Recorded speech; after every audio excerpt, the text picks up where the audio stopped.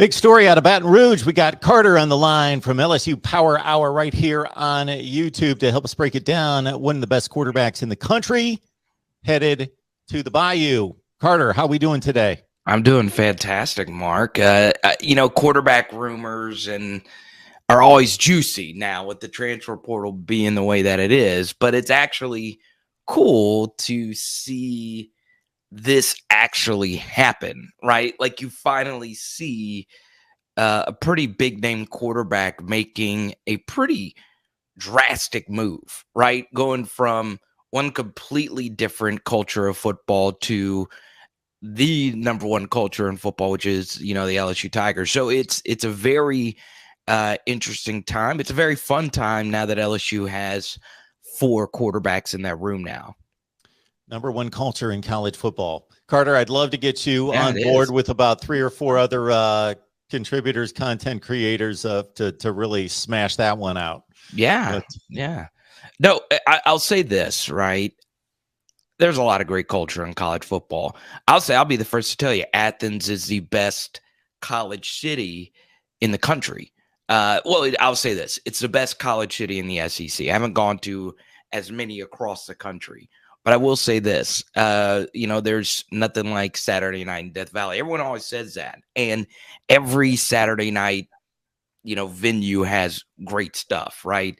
But if you listen to most of the people in the national media, they'll tell you Tiger Stadium, baby, that's where it is. And ironically, I think that has a lot to do with Jayden Daniels going to LSU, Mark. Look, this was a top 50 quarterback coming out. Right? He could have gone to anywhere. He was recruited by essentially everyone. And you go to Arizona State, right? And Arizona State, they have some history when it comes to college football, but it's Arizona State, right? It's not even a top 5 program in its own conference. Whereas now Jayden Daniels is playing at one of these big meccas of college football. And I think that's part of the allure because it is really hard as a recruit to decide where you want to go. And now Jayden Daniels can scratch something off the bucket list and say, look, I got to play at one of these venues where there's 100,000 people in the building. Whereas with Arizona State, there are some diehard Sun Devil fans, but it's not like LSU, right? Where the pressure is so much more immense. Your brand is going to be so much bigger if you actually do become the quarterback of LSU. And I do think that played a role because it's so hard, Mark, as you know, to go to one of these big schools and actually be the guy. And that's where name, image, and likeness comes in. I mean, if Jayden Daniels actually becomes that guy at LSU, there's limitless opportunities for him to take his brand and, his career to the next level, especially with 3 years of eligibility remaining. Jayden Daniels is going to witness a scene that he's never seen before. He's going to witness a scene. He's going to witness a scene against Troy or Vandy that he sees when Arizona State's really good and they're playing the best team in the when they're playing USC. That's what he's going to see in the lesser games at LSU. He's just not going to experience this anywhere else, or has he to this point? All right, so that's the narrative of a top quarterback coming to an elite program. On the field, what do you get from Jayden Daniels? I know that as a freshman, 17 touchdowns and 2 picks, lit it up for an Arizona State team that he actually had the most fourth quarter comebacks of any quarterback in the nation as a freshman. Not such a great last season based on the numbers, but he comes in definitely as a dual threat guy. Yeah, so let's talk about the good and the bad. Obviously, he is a dual threat quarterback, which is different than Myles Brennan, who is a pure pocket quarterback who doesn't give you a lot with his legs. So, as far as the quarterback room now, for those that don't know the basics at this point, LSU has 2 younger quarterbacks in its room, both of which are top 100 4-star quarterbacks. They have Garrett Nussmeier is entering year 2. He redshirted last year, and they have Walker Howard, the highest ranked Louisiana quarterback since Ryan Perlew in 2006. So that's where LSU's quarterback room sits right now. I don't know what's going to happen with Garrett Nussmeier. We do know Walker Howard is in it for the long haul, and I think most people, Mark, view Walker Howard as the quarterback for the future. Now, the quarterback in the meantime, We'll see. And that's where Jayden Daniels is a very interesting player, right? He is a dual threat quarterback. LSU brings in Mike Dimbrock, right? One of the most talented play callers of the past decade. Had a great career at Notre Dame and had a great run at Cincinnati. And Desmond Ridder was his quarterback at Cincinnati. And Jayden Daniels, if you compare him and Myles Brennan, Jayden Daniels is actually very similar to that of Desmond Ridder. A dual threat quarterback with pretty decent arm strength and someone that can really run a fun RPO offense. Now, here's the thing. I think as far as what LSU is going to do next year, we'll see. Because, while Mike Dimbrock has been a great play caller, no one's going to mistake him for being, Lane Kiffin or some innovative genius. However, when you have a dual threat quarterback, it opens up so much more you can do offensively. So it's going to be a really competitive quarterback battle. I'm still very early on my channel, Mark. We had a live stream last night. It was a lot of fun. I've been talking to some people that know way more about football than I do, right? And I'll put it this way. The people that really know Jayden Daniels, their opinions are a little bit mixed because last year he had the 10 touchdown and 10 interception season. And Mark, what was really fascinating was there were times where the interceptions were solely on Jayden Daniels. The USC game at home, you mentioned USC a minute ago, he was bad. I don't know what happened. I mean, it was really bad quarterbacking. He made good decisions, but he was just wildly inaccurate. But then you have the UCLA game where he went on the road and legit took over that game. And that's the good and bad of Jayden Daniels. You see a quarterback that you could see leading your NFL franchise. And then other times, Mark, you see the turnovers. And that's just going to ultimately be the decision maker, right? Can Jayden Daniels quit with the turnovers? And if he does, he has a good shot to win this job. Got Carter on the line from LSU Power Hour right here on YouTube. So get on over there, subscribe, check out the content. It is a good time and it's informative all at the same time. And that's what you're looking for a college football fan, to be entertained and informed all at once. Carter, you just threw out the phrase competitive quarterback situation. Yes, we've got Jayden Daniels, who could have stayed at Arizona State, been in a big-time program, displayed what he needed to put on tape for the NFL in a comfortable situation where I know I'm the starter. And so I'll just stay here and continue to show what I show and then move on to the NFL. Now he comes into a situation where he's going to have to battle for the job. We also have Myles Brennan, who did a reversal at one point when he jumps in the transfer portal and then he decides, nope, I'm coming back to LSU. It's my job. I'm the front runner. Now we got mono versus mono. What kind of odds do you put on this? Who do you think is the favorite here? Yeah, at this point, I would probably say Daniels, simply because of him being more experienced at this point. The one thing about Myles Brennan isn't the lack of dual threat ability. It's not that. It's not people not liking him. It's definitely not that either, Mark. The big thing about Myles Brennan has always been his health. So last year he had a freak off the field injury a few weeks before the season began and put LSU in a really bad spot. And they had to stick with Max Johnson, who fell off a cliff based on what he did his final 2 games of last year. So Myles Brennan put the team in a bad spot. Then the year before, he had the very rare rib injury. And Mark, the rib injury was so unique that they named a surgery after him. It was a very strange injury after a really good 3-game start to the season where he put up some pretty high-level passing numbers. And he's not played a game since. And look, if you have such a weird injury like that, and then you have an off-the-field injury, and then in the past, he's always had things linger as well, you're in this spot now where you're like, well, can we trust this guy to finish out his career?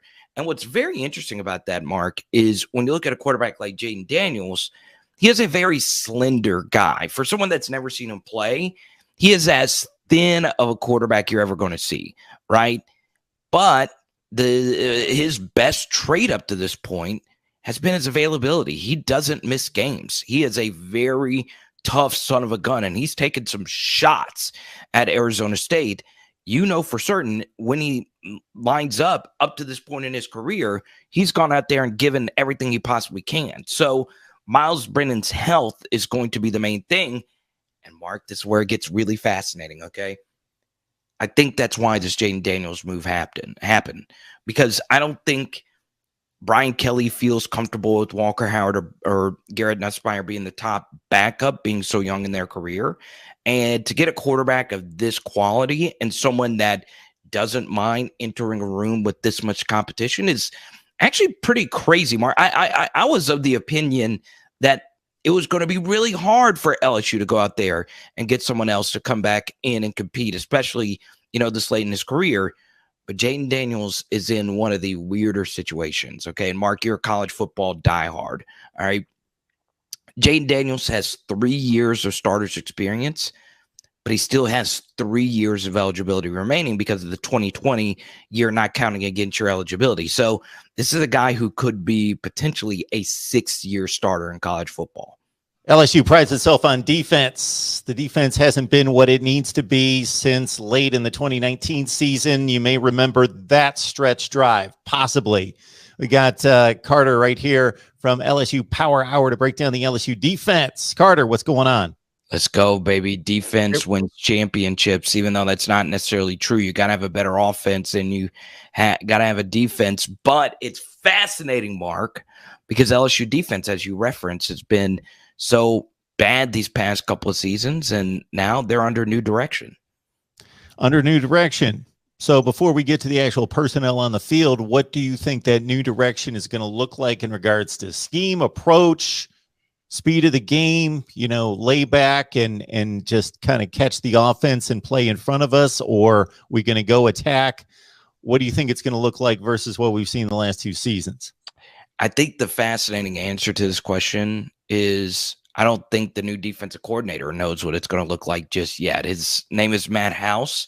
He was a great defensive coordinator for a year at Kentucky. His final year at Kentucky at arguably the most underrated defense in the country with the 2018 Wildcats. He spends 3 years, these past 3, with the Kansas City Chiefs as their linebacker coach, and now he's back as a defensive coordinator. And he said in his opening press conference he doesn't know exactly what his defense is going to look like. And you know what's funny? I actually do believe him.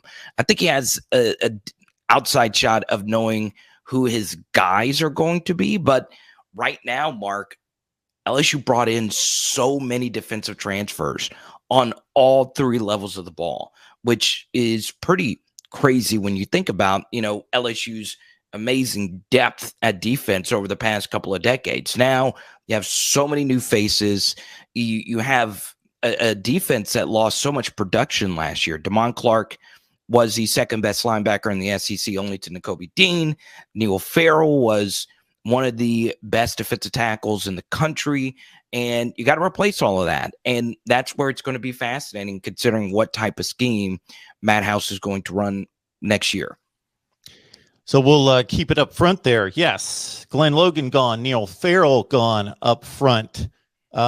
People expect that watch college football for LSU to have one of the better defensive fronts in the country. What's it going to look like? Yeah, so let's start with their 2 best defensive tackles. Mason Smith, 5-star Rivals, #1 player in the country coming out in 2020, and he played like it, right? His first couple of games. Then he gets hurt, right? And he didn't really play at all towards the end of the season. Jaquelin Roy is one of the best pass rushing defensive tackles you'll ever see, right? If you're a diehard SEC football fan, a really good comp to him would be Chris Jones, a great defensive tackle at Mississippi State, who ironically played for the Chiefs. So that's where the defense is going to be built up front with those 2 guys. They're 2 playmaking defensive tackles. Now, as far as what happens behind them, the name to keep an eye out for is not only Jaquelin Roy, but someone else who was in that same class, B.J. Ojulari, right? Plays that edge defensive end role. I think a lot of people view him more of a Will Anderson Caleb Chason, Josh Allen type of in where you stand up in a 2-point stance. But these last couple of years, BJ has played the traditional hand in the dirt every snap, get upfield as fast as you can, traditional DN in the mold of like a Dwight Freeney, right? So once again, that's going to be, to me, the key position, right? That defensive end role, because that tells you what kind of defense you're going to run based on if it's a 3-man front or a 4-man front, how multiple you're going to be with that in between. If BJ Ojulari takes the step that they are hoping that he takes, that's where this defense is going to get really fascinating. Now, that's where it gets interesting, right? They do bring in Harold Perkins, who played that Ojulari role a lot in high school. But in general, Perkins was more of a running back when he was in high school than he was an outside linebacker. So I think that's going to be the juiciest story. All right, if you want the juiciest story about this entire defense, it's going to be how do they view Harold Perkins moving forward? Where do they want to play him? How do they want to use him? How does Harold himself want to be used within the defense? Because he could have chose to go anywhere. He was the most sought-after defensive recruit in the late period. So, we'll see what happens with him in particular in year one. And we can see also that, as you mentioned, Damon Clark, the most productive player on the defense, gone.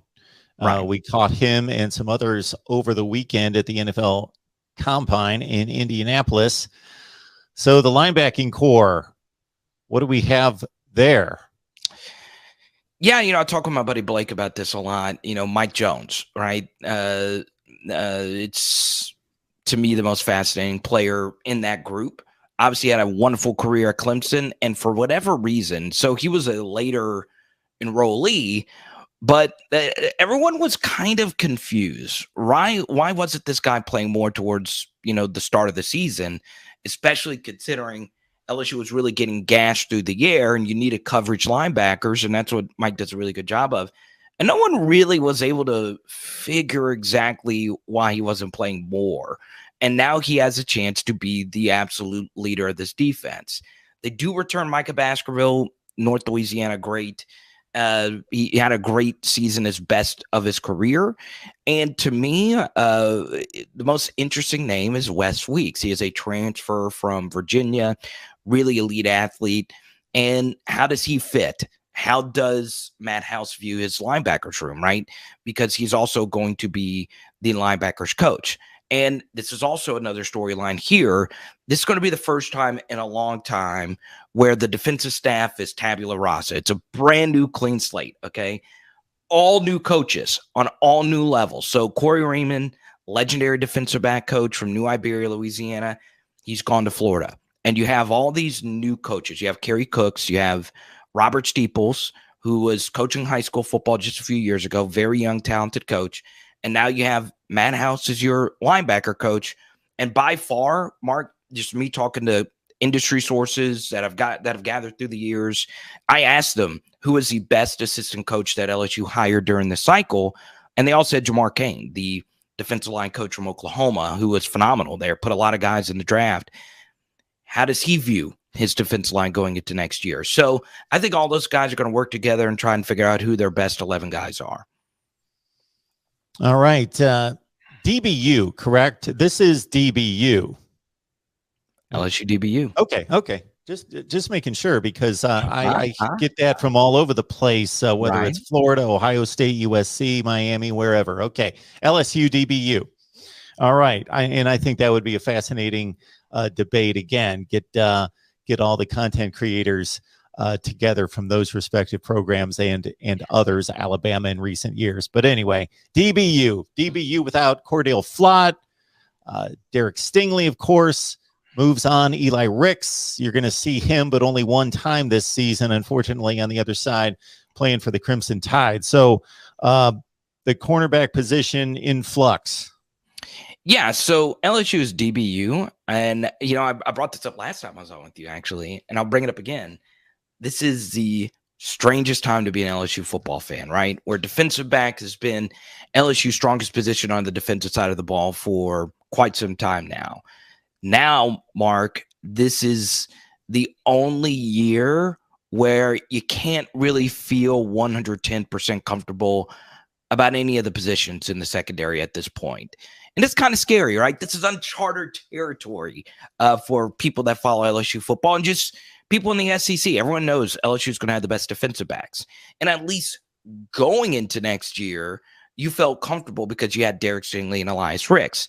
Now you don't have any bona fide guys. And to add on top of that, Dwight McGlothern also transferred to Arkansas. So now, who are the corners going to be?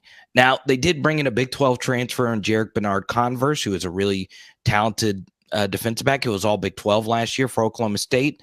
His defensive coordinator bounces to Ohio State and Jim Knowles, and now he gets to come be the #1 corner at the Dream University.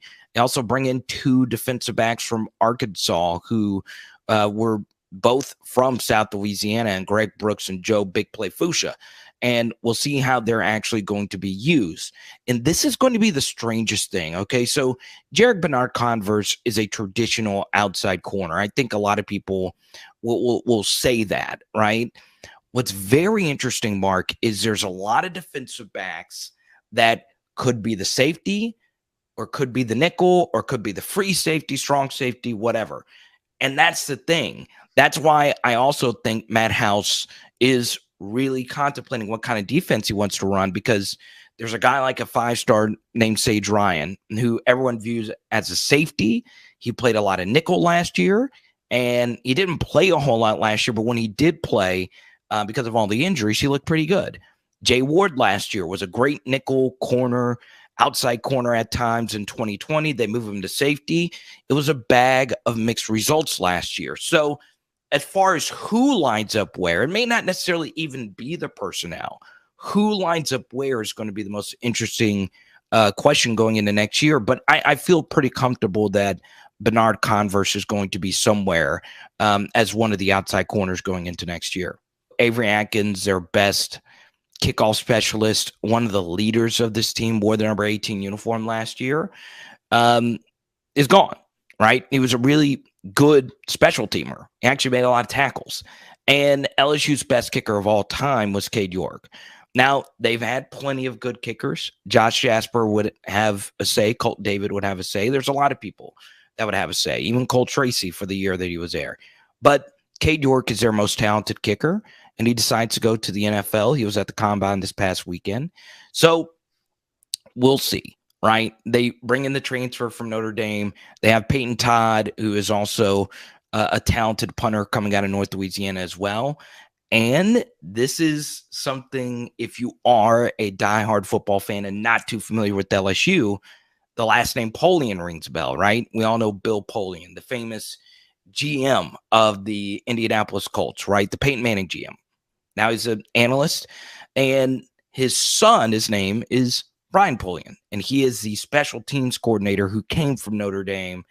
Now in Baton Rouge, it came with Brian Kelly, and he's really submersing himself with the Louisiana culture. He's going to like a bunch of the local Baton Rouge establishments. He took a photo at Mardi Gras the other day. He's pretty excited about this new venture. So, I mean, special teams is going to be a brand new unit as well going into next year. And look, if you were to say one thing about LSU football these last couple of years, special teams wasn't the issue. Greg McMahon is a very renowned special teams coordinator who spent years with the Saints. I mean, this guy really knew what he was doing. And he's now gone. He was one of Ed Orgeron's close confidants. And now you bring in Polian, who has some big shoes to fill. Cade York hit on 15 of 18. And as Carter mentions, he moves on to the NFL. And Trey Palmer returned the most kicks last year, 18 punts, 7 kickoffs, gone to Nebraska. Yeah. So that's usually one of those things that gets figured out in August camp. Who's going to return punts and kickoffs? Do you have any guess on that one? Yeah. So to me, one of the more talented return guys is a true freshman coming in named Landon Ibieta, who was a very talented returner of the ball when he was at high school in Mandeville. So that would be, a deep shot right there. I think he has a decent shot at being that guy. Chris Hilton is also a speedster. Both of those guys are a little bit lower on the depth chart than all the other receivers. So, as far as who those return guys are going to be, it's tough to say because Trey Palmer was so good and Derek Stingley's now gone, and he was LSU's punt returner for quite some time. So I think those are two deeper sleeper names.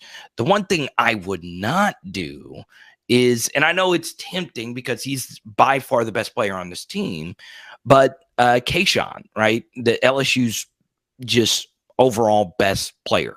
Their star wide receivers back. Got injured towards the end of this last year. I know it's tempting to make him the returner because you want to get the football in his hands as much as possible, but he's so valuable to what you do offensively. So I think those two guys, and as far as defensive backs are concerned, I could see Sage Ryan also getting back there and getting the football in his hands as well because of his speed. It's always a good time with Carter. Catch him the full-length version, all the videos, all the content on LSU Power Hour. Carter, we appreciate you stopping by as always. And once we get some news out of LSU camp, we'll reel you back in, hopefully. I appreciate it, man. Yeah, we got a Jayden Daniels film study, I believe, dropping on Wednesday. It's fun charting through some Pac-12 football, baby. The worst conference of the Power 5 teams. Yes, I'm getting your Pac-12 listeners out there. I see your Washington State. Oh man, Oregon. I just got 5 helmets sent to me. There are Pac-12 diehards. I haven't had any other conference repped like the Pac-12 when it comes to helmet deliveries to the voice of college football. But man, I just got a delivery with Washington State and Stanford and UCLA. And there you go. I'm getting them fired up, baby. But look, hey, I got to give him this, man. The GOAT athlete went to Stanford. Let's see if this thing could focus in right here. Who we looking at? Christian McCaffrey? Who are we looking at there? No, we're looking at Tiger Woods, we're looking at Tiger. Got this for 99 cents. Old school Tiger Woods card, man. That's the best thing that's ever come out of Stanford. Outside of I actually am a big Christian McCaffrey fan. I do love me some C-Mac. But once again, Mark, I really do appreciate it. And Pac-12 fans, don't hate me, okay? You got Lincoln Riley. Maybe USC will be good again one day. Thank you so much, Mark. We'll talk soon, my friend. Thanks, Carter.